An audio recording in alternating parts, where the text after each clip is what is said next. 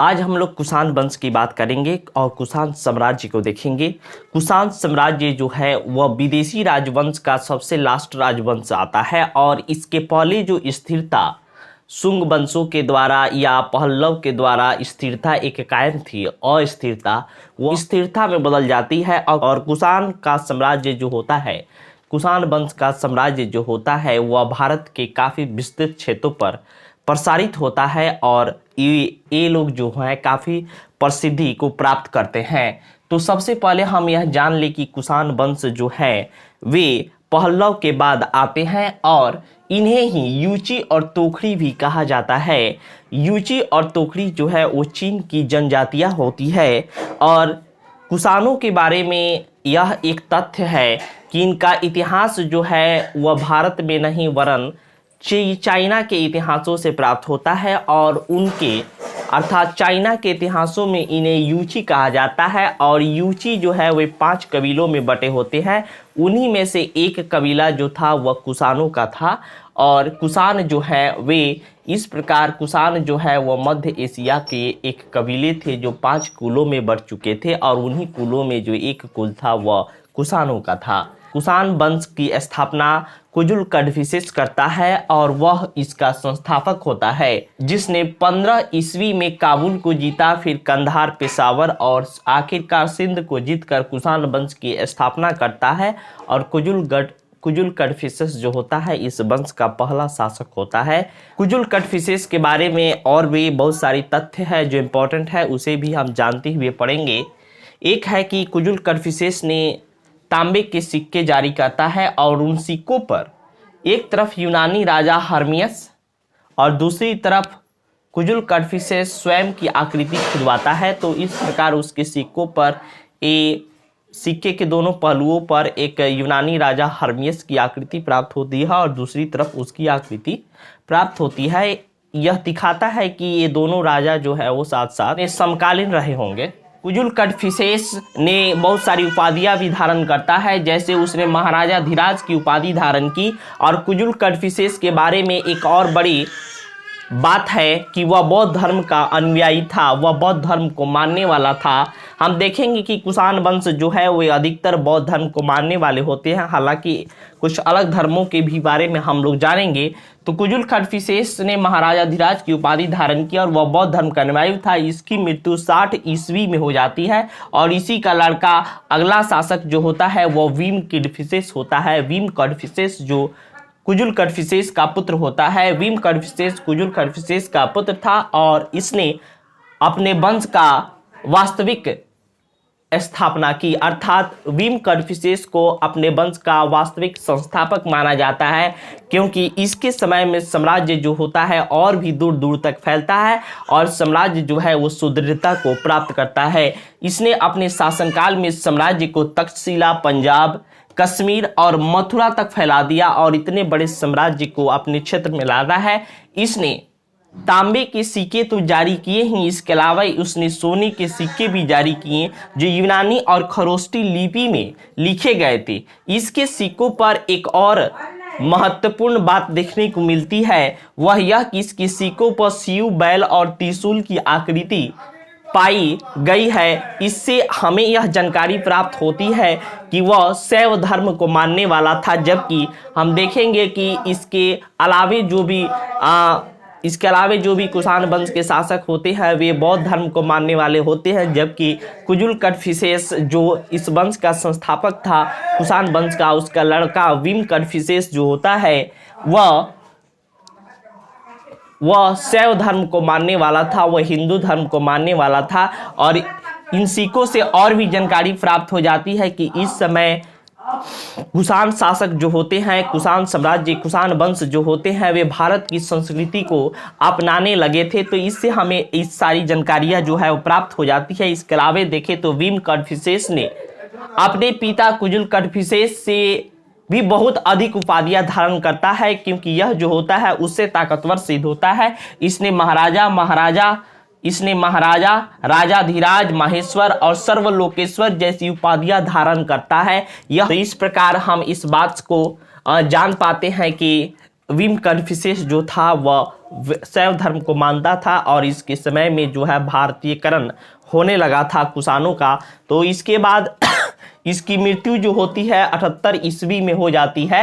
78 ईस्वी में भीम कन्फ्यूशियस की मृत्यु हो जाती है। इसके बाद सम्राट कनिष्क जो होता है वह कुषाण वंश का शासक बनता है और कनिष्क जो है वह अपने वंश का सबसे प्रतापी और महान शासक साबित होता है। कनिष्क जो है वह कुषाण वंश का सबसे महान शासक था और संभवतः वह भीम कन्फ्यूशियस का पुत्र था। यहाँ संभवतः लगाने का यह आशय है कि भीम कन्फ्यूशियस का पुत्र ही कनिष्क था। इसमें इतिहासकारों में विवाद का विषय है, इसीलिए हम इसे पूरी तरह सत्यापित नहीं कर पाए हैं कि यह भीम कन्फ्यूशियस का ही पुत्र था, परंतु यह मानकर चला जाए कि भीम कन्फ्यूशियस की मृत्यु 78 ईस्वी में होती है और उसके बाद कनिष्क जो होता है वह 78 ईस्वी में अपना राज्यारोहण भी कराता है, गद्दी पर बैठता है। तो हो सकता है कि वह उसी का पुत्र हो, परंतु इसके बारे में पूरी जानकारी का अभाव है। इस प्रकार भीम कन्फ्यूशियस का उत्तराधिकारी कनिष्क होता है और कनिष्क जो है 78 ईस्वी में गद्दी पर बैठता है, राज सिंहासन पर बैठता है और अपने राज्यारोहण के समय वह एक संवत चलाता है जिसे शक संवत के नाम से जाना जाता है और जिसे भारत सरकार द्वारा प्रयोग में लाया जाता है।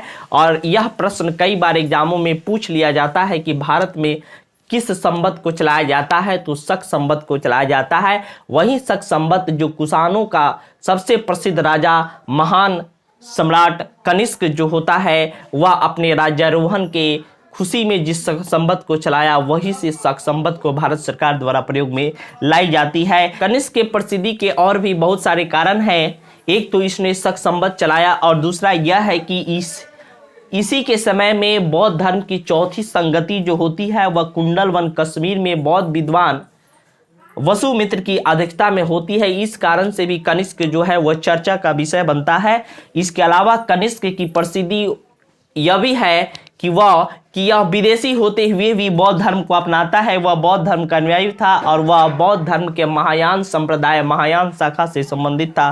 कुषाणों का साम्राज्य जो था वो काफी विस्तृत था और कनिष्क के समय तक समस्त उत्तरी भारत, पश्चिमी भारत और मगध कश्मीर आदि इसके साम्राज्य में सम्मिलित थे। अगर भारत के पश्चिमी हिस्सों की बात की जाए जो वर्तमान में भारत के हिस्से नहीं है, तो उसमें अफगानिस्तान, बैक्ट्रिया, पर्थिया, पाकिस्तान, सिंध वाला क्षेत्र जो था वह भी कनिष्क के साम्राज्य में सम्मिलित था। कलहन की राजतरंगिणी से यह ज्ञात होता है कि कनिष्क ने कश्मीर में एक नगर बसाया था जिसका नाम कनिष्कपुर था और वहाँ उसके नाम से बहुत सारे विहार और स्तंभ भी बनाए गए हैं, निर्माण किया गया है। अगर पाटलिपुत्र पर चर्चा की जाए तो सम्राट कनिष्क ने पाटलिपुत्र अर्थात मगध पर अधिकार कर लिया था और वहां से भगवान बुद्ध का भिक्षा पात्र और एक बौद्ध दार्शनिक जिसका नाम अश्वघोष है उसको प्राप्त किया था। तो हम देख रहे हैं कि कनिष्क जो है, कनिष्क के समय तक भारत का अधिकतर क्षेत्र जो था वह कुषाणों के नियंत्रण में था। एक तरफ हमने कश्मीर को देखा कि वहां पर भी उसने अधिकार किया और एक नगर कनिष्कपुर नगर बसाया और पाटलिपुत्र मगध पर भी हमने देखा कि वहां पर भी उसका नियंत्रण था, उस पर अपना अधिकार काबिज किया था। और कनिष्क की सभी विजयों की बात की जाए तो इस प्रकार हम देखते हैं कि कनिष्क का क्षेत्र जो है वो काफ़ी विस्तृत क्षेत्रों पर था।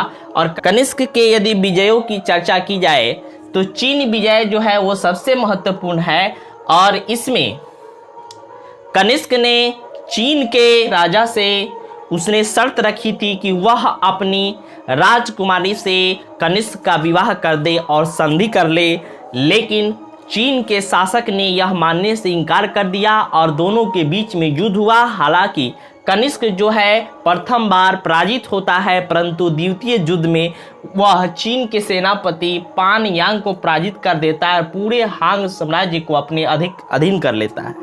तो इस प्रकार देख रहे हैं कि कनिष्क जो था वह कितना महत्वाकांक्षी और पराक्रमी शासक था। चीन का यूरोप से और मध्य एशिया के अन्य देशों से जो व्यापार होता था जिसे रेशम मार्ग कहा जाता है, इस पर भी कुषाणों का अधिकार था और कनिष्क का इस पर नियंत्रण था। कनिष्क ने संपूर्ण साम्राज्य में क्षत्रप और महाक्षत्रप नामक अधिकारियों को नियुक्त किया था और इसका उल्लेख जो है वह सारनाथ अभिलेख से प्राप्त होता है, जिसमें मगध में वनस्पर और कौशाम्बी में धनदेव तथा अयोध्या में सत्यमित्र के जैसे क्षत्रपों का उल्लेख हमें प्राप्त होता है। कनिष्क की 2 राजधानियां थी। इतने बड़े साम्राज्य को चलाने के लिए कनिष्क ने 2 राजधानियां बना रखी थी। पहला जो था केंद्र था पेशावर में पाकिस्तान में, और दूसरा जो था यूपी के मथुरा में था। तो 2 राजधानियां थी इसके समय में, पेशावर और मथुरा।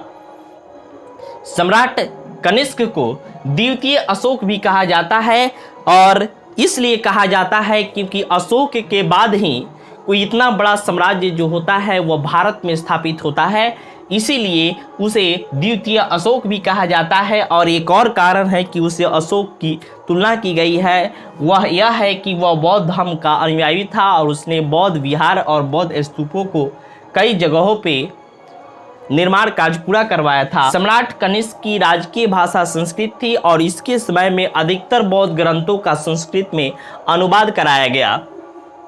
कनिष्क के दरबार में कई विद्वान विभूति भी थे। साहित्य, कला और संस्कृति का बहुत बड़ा प्रेमी था कनिष्क। तो हम उसकी झलक यहाँ से भी मिल जाती है कि उसके दरबार में कई विभूति विद्वान रहते थे, जैसे वसुमित्र है, पार्श्व है, नागार्जुन और महाचेत, संगरक्ष आदि और चरक जैसे विद्वान जो है इसके दरबार की शोभा बढ़ाते थे। और बुद्ध चरित्र, प्रज्ञा प्रकरण, वज्र सूची और सारीपुत्र प्रकरण, टीका की रचना इसी के काल में की गई थी। तो इस प्रकार हम देख रहे हैं कि कनिष्क जो है वो सांस्कृतिक दृष्टि से काफ़ी महत्व रखता है और इसके समय में साहित्य और कला की काफ़ी बेहतर उन्नति देखने को प्राप्त हो जाती है। अगर वसुमित्र की बात करें तो हमने यह जाना था कि वसुमित्र की अध्यक्षता में ही कुंडल वन कश्मीर में चौथी बौद्ध संगति का आयोजन होता है और वसुमित्र ही उस समय अध्यक्ष था और उपाध्यक्ष जो था वह अश्वघोष था। और वसुमित्र जो है महाविभाष सूत्र के लिए भी प्रसिद्ध है, उसने महाविभाष सूत्र लिखा था। और यदि नागार्जुन की बात की जाए तो नागार्जुन को भारत का आइंस्टीन कहा जाता है और सापेक्षता के सिद्धांत के लिए यह प्रसिद्ध है। अगर कुषाण शासकों के मुद्राओं की बात की जाए तो कुषाण शासकों ने शुद्ध स्वर्ण के सिक्के जारी किए और जिनकी शुद्धता जो है वह गुप्त स्वर्ण सिक्कों से भी अधिक उत्कृष्ट थी। तो इस बात को भी हम लोग ध्यान में रखेंगे कि कुषाण शासकों ने भी स्वर्ण सिक्के जारी किए थे, लेकिन इनकी स्वर्ण सिक्के की शुद्धता जो थी वह बाद में जारी किए गए गुप्त कालों से भी उत्कृष्ट थी। कनिष्क के समय में 2 महत्वपूर्ण कला शैली का भी विकास होता है, जो पहला है गांधार शैली और दूसरा है मथुरा शैली। गांधार शैली जो है वो भारत के पश्चिम वाले पाकिस्तान वाले एरिया में ये इम्पोर्टेंट होता है और मथुरा जो है भारत के पूर्वी वाले क्षेत्र में विकसित होता है। और इसके समय में पेशावर, खेतान और तक्षशिला जो है वो विद्या के महत्वपूर्ण केंद्र थे। हालांकि तक्षशिला जो है इनमें सबसे महत्वपूर्ण स्थान रखता था और तक्षशिला में देश विदेश के हजारों छात्र जो है वो पढ़ने लिखने के लिए आते थे। सम्राट कनिष्क की मृत्यु 151 ईस्वी में हो जाती है। हालांकि इसका डेट कभी कभी 144 ईस्वी भी बताया जाता है। जो भी हो, इसकी मृत्यु जो है लगभग 150 ईस्वी के आसपास हो जाती है और इसकी मृत्यु के बाद इसके कई उत्तराधिकारी भी होते हैं, जैसे वाशिष्ठ, हुवेस्क, कनिष्क तृतीय, वासुदेव द्वितीय आदि कुषाण राजा होते हैं। लेकिन इनका इतिहास में अधिक विवरण उपलब्ध नहीं होने के कारण और शायद ये शासक कमज़ोर थे, इसीलिए इनके बाद इनका विवरण भी उपलब्ध नहीं हो पाता है। इसीलिए यहीं तक का इतिहास जो होता है वो हमारे लिए महत्व का रखता है।